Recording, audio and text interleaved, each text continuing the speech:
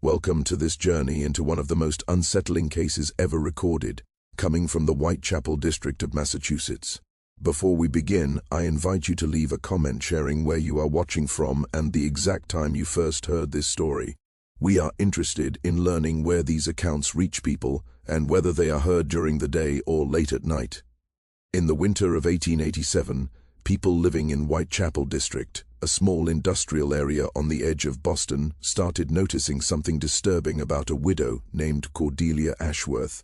Mrs. Ashworth was 43 years old and had been living alone in the large Georgian manor at the corner of Bleecker and Mansfield Streets since her husband died of consumption 3 years earlier. The house, built in 1834 by textile businessman Jeremiah Ashworth, was one of the most noticeable homes in the district. Its red brick exterior and tall windows overlooked cobblestone roads where factory workers rushed to work each morning. What troubled the neighbors was not Mrs. Ashworth's isolation. In those days, a widow's grief was accepted and respected. What truly worried them were the sounds that began coming from the house late at night. People living nearby reported hearing steady mechanical tapping mixed with a low humming noise that seemed to pass through the walls. Mrs. Eugenia Blackwell, who lived across the street, later told investigators that the sounds reminded her of textile machines from her youth, but slower, more controlled, and deeply unsettling. Official records from the Whitechapel District Police Department, now kept by the Massachusetts State Historical Society, only give a basic outline of what happened next. It was not until 1963, when Harvard medical historian Dr. Phineas Whitmore began studying Victorian-era medical practices in Massachusetts, that the full extent of the events inside that house began to come to light. Dr. Whitmore's research ended suddenly with his death in 1964, leaving behind notes and documents that stayed sealed in university archives until they were accidentally found during a library renovation in 1967. To understand what happened to Cordelia Ashworth, it is important to understand who she was before her husband's death changed her completely. Born Cordelia Pembroke in 1844 in Salem, she came from a modest family but showed great intelligence. Her father, a courthouse clerk, made the unusual choice of investing heavily in her education. Cordelia showed a strong talent for natural sciences and even worked as an unofficial assistant to Dr. Lander Hayes, Salem's most respected doctor, before marrying Jeremiah Ashworth in 1865. Their marriage was based on real affection rather than financial gain. Jeremiah, though 15 years older, supported and encouraged his wife's intellectual interests. He even arranged for a private study to be built for her on the 3rd floor of their Whitechapel home. It contained medical books, a microscope imported from Germany, and jars holding preserved anatomical specimens. Neighbors remembered seeing Mrs. Ashworth tending a small garden behind the house where she grew medicinal herbs and plants, many of them uncommon to Massachusetts.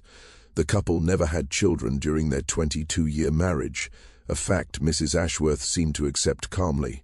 In letters later found among her belongings, she wrote to her sister in Salem that she and Jeremiah had found meaning in other ways. She wrote that although she had no children of her own, she felt she had been given the ability to heal others. She also wrote that Dr. Hayes believed her knowledge of human anatomy rivaled that of many university-trained doctors, and that this might be her true purpose. When Jeremiah died of consumption in October 1884, many expected Cordelia to return to her family in Salem or seek companionship among other widows in Whitechapel. Instead, she withdrew into the Georgian manor, and neighbors believed she was simply mourning for an extended time. The first sign that her grief had taken a strange direction came in early 1885, when she began ordering large amounts of medical supplies from Boston and New York. Dr. Mortimer Blackthorne, the district physician, later recalled that in February 1885, Mrs. Ashworth approached him with a request he found very unusual. She wished to buy surgical tools and chemical preservatives, claiming she was continuing her late husband's research. When Dr. Blackthorne asked for more details, she avoided giving clear answers and only said that Jeremiah had been working on important studies related to preserving human tissue. This confused the doctor, as he knew Jeremiah only as a successful textile manufacturer with no medical interests. However, Mrs. Ashworth showed him a letter that appeared to be written by her husband, authorizing her to continue his anatomical work and naming her as his successor. The letter, dated just days before Jeremiah's death, gave her access to all his research materials and urged her to finish the work they had begun together in the lower chambers. This mention of lower chambers later became very important. The Ashworth mansion had an unusually large basement system, originally meant to hold machinery for the textile business. City records from the 1870s show that these underground rooms were heavily modified, including the addition of special ventilation systems and metal examination tables instead of wooden ones. Mrs. Ashworth's orders for medical supplies increased throughout 1885 and 1886. Invoices found in Harvard's archives list purchases of surgical saws, bone drills, preservation chemicals, glass containers of many sizes, and most strangely, a mechanical device described as a rhythmic percussion apparatus, made by a Philadelphia company that produced experimental medical equipment. Around this time, the strange noises from the house began. Mrs. Blackwell kept detailed diary entries that offer a disturbing timeline of events. Her first entry on the subject, dated November 15, 1886, states that the sounds from the Ashworth house had become more frequent. She wrote that she woke to steady tapping, as if someone were testing surfaces for sound. The rhythm never changed. 3 fast taps, 2 slower ones, a pause, then the same pattern again. This continued for almost 2 hours. By December 1886, other neighbors also reported disturbances and noticed things even more troubling than the sounds. Mrs. Ashworth began receiving visitors late at night. Men arrived on foot, their faces hidden by wide-brimmed hats, carrying large cloth-wrapped bundles. They never used the front door, but instead went through a narrow alley to a basement entrance on the side of the house. Mr. Aldrich Peaton, who ran a grocery store on Mansfield Street, kept careful records of customer purchases. His ledgers show that during 1886, Mrs. Ashworth ordered increasingly strange items. These included large amounts of ice delivered weekly in all seasons, industrial acids and chemicals, rubber sheets, and many metal containers ranging from small jars to ones large enough to hold sizable organic material. The winter of 1886 to 1887 was especially severe, with snow covering the ground from December through March. During this time, residents noticed something deeply disturbing about the Ashworth property.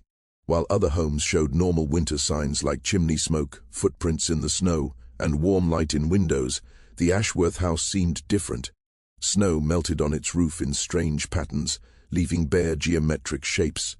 Upper floor windows stayed dark night after night, while basement windows glowed faintly red, pulsing in time with the mechanical sounds that had become nightly. Most disturbing of all, snow around the house never settled properly. Instead of clean white drifts, the snow nearby appeared discolored, taking on yellowish and gray tones. Dr. Blackthorne, growing worried by patients complaining of anxiety and sleeplessness, decided to visit Mrs. Ashworth professionally in February 1887. His account, recorded in his personal medical journal, gives one of the few first-hand descriptions of the home's interior at that time. He wrote that he visited her under the excuse of checking her health, though his true purpose was to investigate neighbor complaints. She welcomed him into the front parlor, which looked normal except for a strong chemical smell that reminded him of anatomy labs from medical school. Mrs. Ashworth appeared thin but alert, moving with careful precision. When asked about her work, she spoke excitedly about her research into preserving the human body and reanimating tissue. When Dr. Blackthorne pressed for details, she took him to her husband's former study, now turned into something like a medical library. The walls were covered with books on anatomy, physiology, and experimental surgery. What disturbed him most were the detailed anatomical drawings pinned around the room. These were not standard medical diagrams, but extremely precise sketches showing organs, bones, and nerve systems, suggesting direct hands-on experience. The visit ended suddenly when a delivery arrived needing her attention. As the doctor left, he saw delivery men carrying large containers inside toward what he assumed was the basement. He noted they were the kind used by medical schools to transport specimens. In his journal, he wrote that Mrs. Ashworth thanked him and said she would soon be ready to share her research with the medical community. She claimed to have developed preservation methods beyond anything known, and hinted at discoveries about electrical properties of nerves that could change how we understand life and death. Though her intense expression could be blamed on grief, he feared it was something far worse. After this visit, neighbors believed Mrs. Ashworth thought his questions meant unwanted attention. The nightly sounds suddenly stopped in late February 1887, replaced by a silence that felt even more disturbing. Mrs. Blackwell wrote on February 28 that the house had gone quiet, but not in a peaceful way. She described it as the silence of something holding its breath. There were no lights, no chimney smoke, no footprints in the snow, yet she felt the house was not empty. Sometimes, she thought she heard faint whispers, as if several people were speaking very softly. This quiet period lasted through March and into April 1887. Careful neighbors noticed subtle signs of activity. Food deliveries continued, collected immediately, and delivery men never saw Mrs. Ashworth. The basement windows still gave off a faint pulsing glow in the evenings, now barely visible and only from certain angles. On April 15, 1887, Mrs. Ashworth ended her isolation with an action later seen as a desperate effort to legitimize her work. She sent a formal letter to the Massachusetts Medical Society, offering to present a paper at their annual conference. The letter, kept in the Society's archives, reveals the chilling scale of her research. It began by addressing esteemed colleagues and announcing major advances in anatomical preservation and the study of nervous system function after death. Through careful testing over the last 3 years, I have developed methods that allow human tissue to remain viable far beyond the normally accepted limits of death. More importantly, I have recorded electrical activity in nervous tissue that continues for long periods when maintained under the right conditions. The letter went on to say that her research suggested what we define as the moment of death might only be a transition rather than a true end, made possible through specific chemical preservatives and carefully controlled electrical stimulation. She wrote that she had observed reactions in post-mortem specimens that challenged basic beliefs about consciousness and physical existence. Mrs. Ashworth ended her proposal by offering to demonstrate her methods before a panel of qualified doctors. She stated that she already had subjects available for examination and that her techniques could be repeated under controlled conditions. The Massachusetts Medical Society responded on May 2, 1887, with a polite but firm rejection. Dr. Reginald Thorne, the Society's president, wrote that while they appreciated her enthusiasm, the claims described in her proposal appeared to move beyond the accepted limits of scientific study. For that reason, they declined her request to present at the conference. This rejection seems to have sparked the final and most disturbing stage of Mrs. Ashworth's activities. Neighbors reported that the sounds from the house returned in early May, but they were different in tone. Instead of steady, measured tapping, people now heard uneven pounding, loud crashes, and noises Mrs. Blackwell described as signs of intense effort, as if extremely heavy objects were being dragged or lifted. Dr. Blackthorne, growing more concerned about the mental and emotional strain on district residents, gathered several respected citizens to approach local authorities. Their efforts were difficult because Mrs. Ashworth had committed no clear crime and still legally owned her home. Police agreed to perform a welfare check only if clear evidence of criminal activity could be shown. That evidence came from a discovery made by Timothy Ashford, a young ICE delivery boy who served homes throughout Whitechapel District. On May 20, 1887, while making his usual delivery to the Ashworth house, Timothy noticed the basement door, normally secured with several locks, had been left slightly open. Curiosity overcame his fear, and he looked inside. He later told authorities he saw a room filled with tables, each covered with white sheets, and beneath those sheets were shapes that looked like sleeping people. Timothy's report led to an immediate police investigation. Constable Marcus Thornfield and Constable James Whitmore arrived at the Ashworth house on the afternoon of May 21, 1887, carrying a warrant to conduct a safety inspection. Their initial report, filed that evening, was brief and carefully worded, revealing little about what they found. The full truth did not come out until Dr. Phineas Whitmore's research in the 1960s uncovered the complete investigative files. According to these records, the officers found Mrs. Ashworth in her basement laboratory, calmly working at a table surrounded by anatomical specimens, surgical tools, and electrical equipment, unlike anything they had seen. She did not appear surprised by their arrival and invited them to observe her work, speaking eagerly like a researcher excited to share discoveries. The basement had been divided into several connected rooms, each designed for a specific purpose. In what appeared to be a complete system for obtaining, preparing, and studying human remains. The first room contained rows of metal tables fitted with restraints and connected to a complicated network of tubes and electrical wires. The second room held dozens of glass containers filled with preservative liquids, many of them containing organs and tissue samples in what Mrs. Ashworth called sustained animation. The third and largest room served as her main laboratory. It held the mechanical device responsible for the sounds that had disturbed the neighborhood for months. About the size of a small carriage, the machine consisted of carefully calibrated hammers and percussion tools meant to deliver precise rhythmic impacts to specimens. Mrs. Ashworth explained that she had discovered certain mechanical patterns could trigger responses in nervous tissue even after normal life functions had stopped. What troubled the officers most was evidence that her work had gone far beyond isolated tissue experiments. In the final room, they found 3 examination tables, each holding what appeared to be full human bodies preserved in different conditions. These subjects showed signs of extensive surgery, including incisions, stitches, and mechanical attachments, suggesting ongoing experiments rather than simple preservation. When questioned about where these bodies came from, Mrs. Ashworth became vague. She claimed they were donated to science and insisted that each subject had agreed to take part in research meant to advance human knowledge. She produced documents that appeared to be consent forms, though the signatures were unsteady and the dates raised serious doubts about when and how the agreements were signed.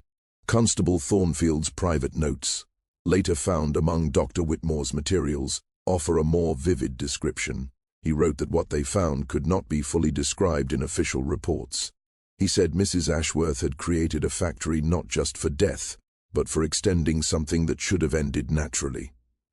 He noted that the sounds neighbors heard were not only from machines, but also responses from the subjects themselves.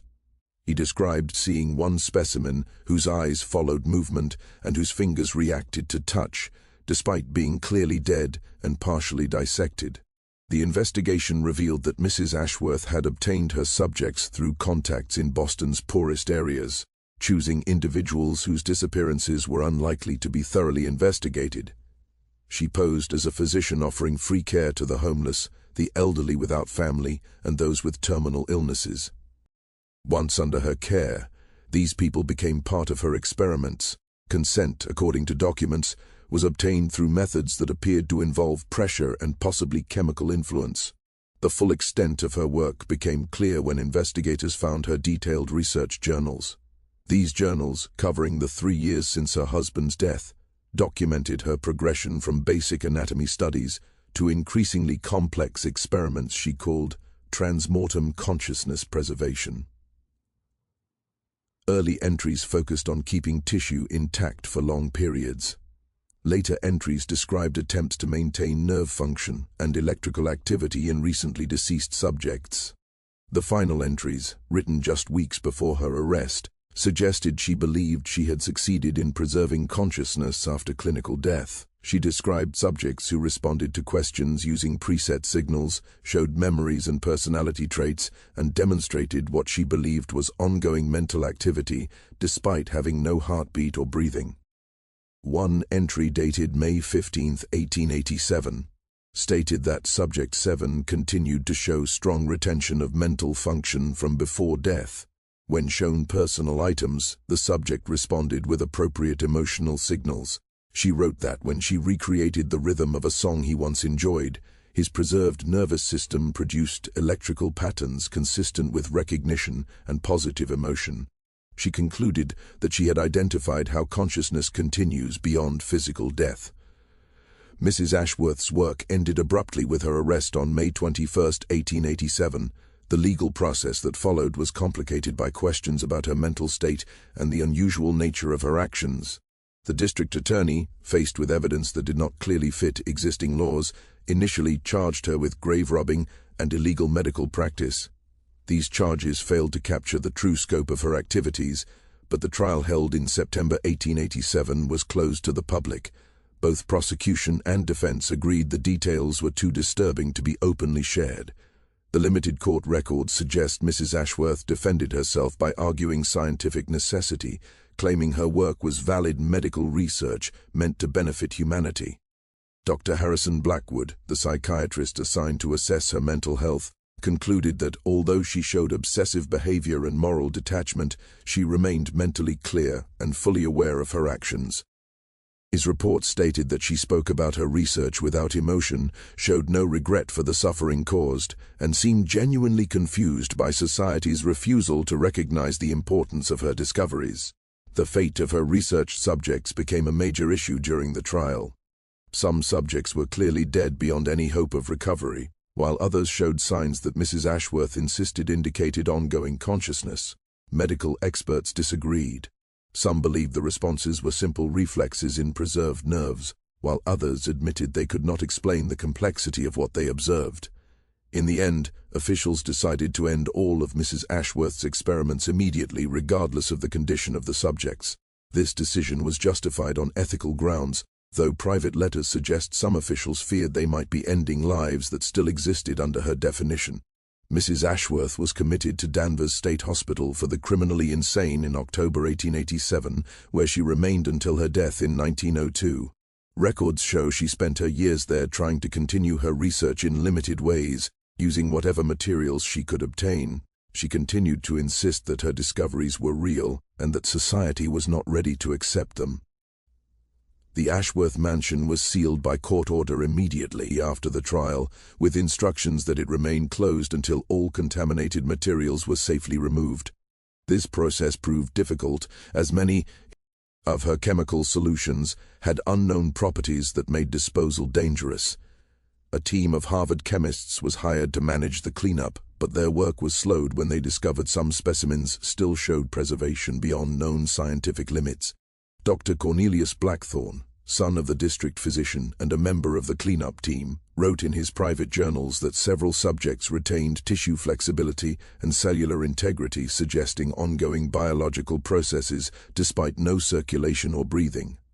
The team also struggled with equipment that seemed to operate on principles they could not fully understand. Mrs. Ashworth's electrical devices produced effects beyond what current technology should allow, leading some to believe she had uncovered methods unknown to modern science. Dr. Blackthorne's journals, found after his death in 1923, reveal how deeply the cleanup affected him.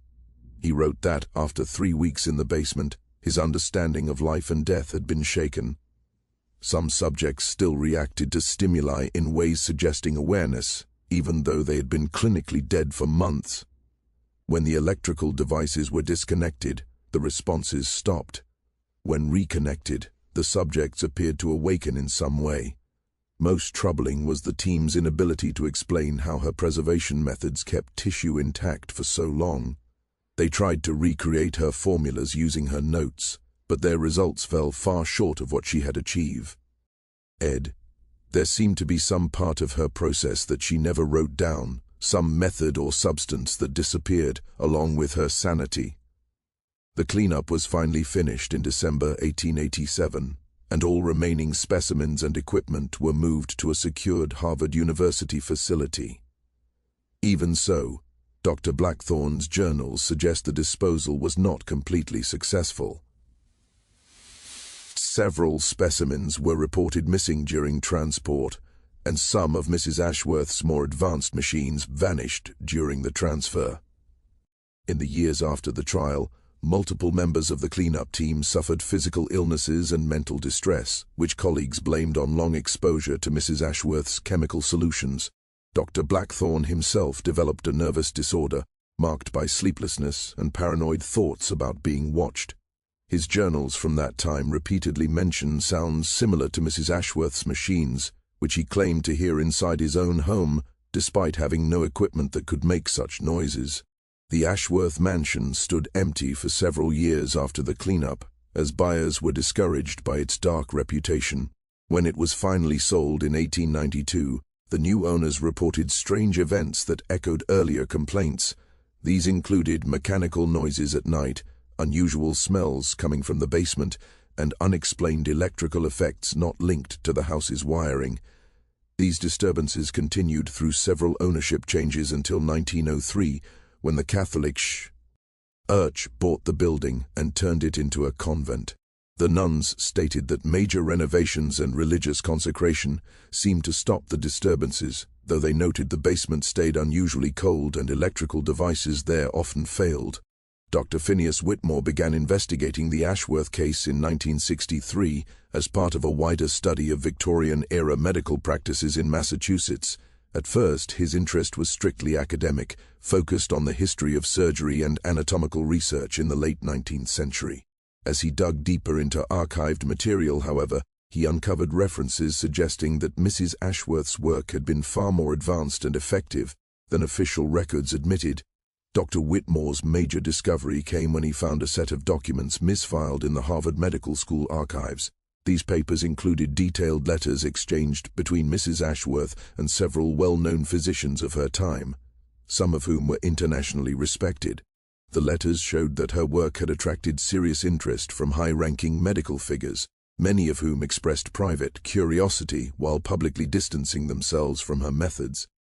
In April 1887, Dr. Wilhelm Brown of Johns Hopkins, considered one of the leading anatomists of his era, wrote to Mrs. Ashworth saying her preservation methods both fascinated and disturbed him. He stated that if her claims were true, they challenged the most basic understanding of biological death. He urged caution, warning that her work raised questions not only medical but also religious and philosophical, which society was not ready to face. Still, he admitted that his scientific curiosity pushed him to ask for more details about her electrical and chemical techniques. Other prominent doctors sent similar letters, suggesting her work appeared revolutionary to those capable of judging its science even as they recognized its ethical dangers. Dr. Marcus Finch of Massachusetts General Hospital wrote that her research might be the greatest medical advance since the discovery of blood circulation, or the most dangerous ethical violation in medical history, and possibly both at once. Dr. Whitmore discovered that several doctors who had corresponded with Mrs. Ashworth tried to copy her techniques using the information she shared.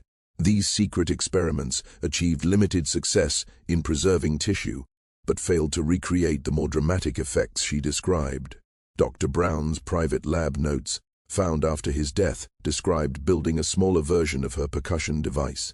Tests on recently deceased animals produced reactions stronger than normal post-death reflexes, with muscle movement and nerve activity continuing for hours.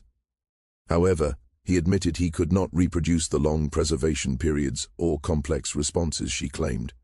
He concluded that some key element was missing, possibly a chemical or electrical detail she chose not to share. Dr. Whitmore's most unsettling discovery was a final letter from Mrs. Ashworth to Dr. Brown, written just days before her arrest.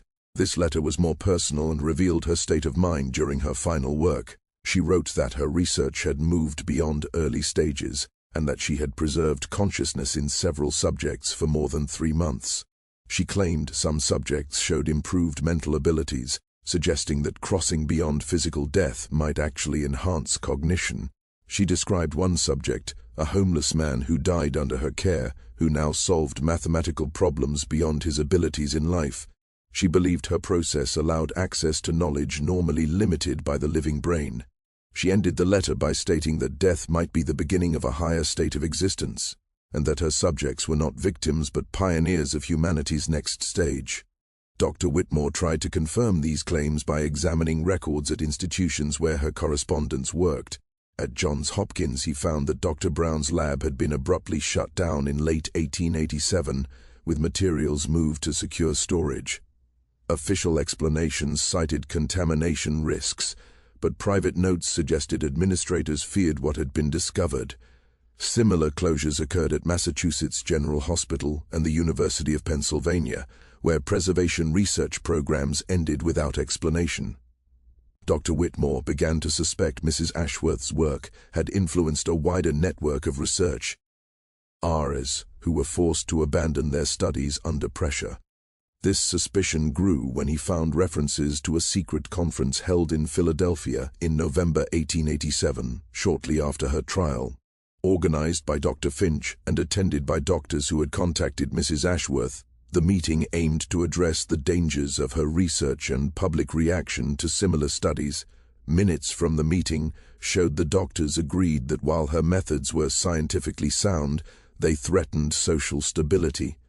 They concluded such research could not continue under existing laws and beliefs, as consciousness preservation raised questions about identity, legal death, and existence itself. They agreed to publicly suppress related research, though some expressed interest in continuing privately.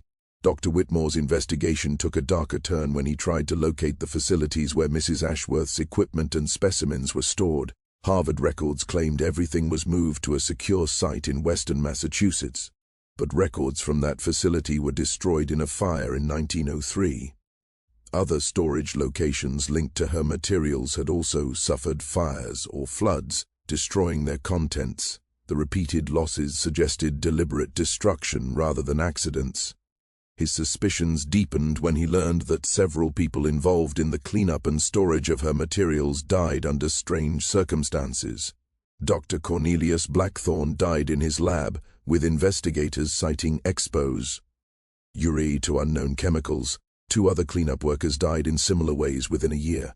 Though officially blamed on hazardous work conditions, the deaths followed a troubling pattern. Dr. Whitmore began to believe powerful figures were actively suppressing not only the research but anyone who knew too much. His own investigation ended abruptly in February 1964, when he was found dead in his Harvard office. The official cause was heart failure, though he had been healthy. More disturbing was that all his Ashworth research materials were missing. His office showed signs of a careful search, yet authorities dismissed the missing items as unimportant academic papers. His research assistant, Miss Cordelia Whitfield, believed otherwise. She said Dr. Whitmore was preparing a major report exposing the full suppression of Mrs. Ashworth's work. Fearing for her safety, she secretly copied parts of his notes and hid them around Cambridge. These fragments later allowed others to reconstruct parts of his investigation, though many details were lost. The Ashworth case was officially closed in 1964, labeling Mrs. Ashworth a delusional widow driven by grief. This explanation ignored strong evidence that her work produced results science could not explain. Later attempts to reopen the case were blocked by missing files, restricted archives, and institutional pressure. Over time, the case faded into obscurity. Yet her influence may have lived on. Several later medical advances resembled techniques described in her letters, including organ preservation, electrical stimulation, and life support systems. Though her name was never cited, some historians believe her work quietly shaped modern medicine. Her legacy raises lasting questions about life, death, and ethics. Ideas she explored mirror modern debates on brain death and consciousness. Her preservation and stimulation methods resemble current research into neural interfaces and life extension. If her discoveries were suppressed, it suggests institutions may sacrifice truth for stability. Perhaps the most unsettling possibility is that she succeeded too well. If consciousness can persist after death, then her imprisonment may have been driven by fear, not justice. Her buried laboratory may have held knowledge society was not ready to face. Today, the Whitechapel district has been absorbed into Boston. The convent built on the Ashworth site was demolished in 1987 to build a medical research center. Workers reported strange features in the foundation, but nothing was officially recorded. Modern researchers now work there, studying consciousness and neural activity, unaware of the site's past. They pursue the same questions Mrs. Ashworth once did. Coincidence or not, her ideas remain unavoidable. Her methods were crude and unethical, but her questions remain central to science. The Widow of Whitechapel, dismissed as mad, may have been a pioneer who asked the right questions too early. Whether her techniques truly worked may never be known, but the mystery she explored still challenges science today. In laboratories beneath modern Boston, scientists use electrical stimulation and tissue preservation tools that would have been familiar to Cordelia Ashworth. The methods have changed, the ethics refined, but the mystery remains. What is consciousness, and can it survive death? Perhaps the tapping sounds that once haunted her neighbors were not just machines, but early signals from preserved minds trying to communicate. If so, the silence that followed was not peace, but the loss of humanity's first contact with a new form of existence. The case is closed, the evidence gone, the witness is dead. But the questions remain, and it is possible that Mrs. Ashworth's greatest discovery was proving that the line between life and death is far thinner than we are willing to accept.